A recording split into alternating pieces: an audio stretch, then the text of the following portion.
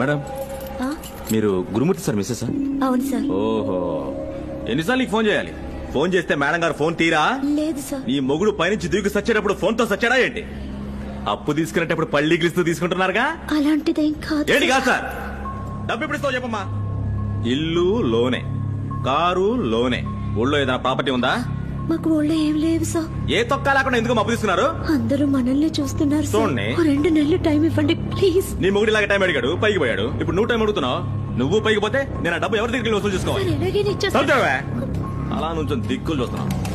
మా ఏమైందబ్బా? పిల్లని చూసుకో, ఇప్పుడే వస్తా. మర్యాదగా తలుపు తీయలేదనుకో. ఎవరైనా నువ్వు ఉద్యోగమా? ఉద్యోగమా అది?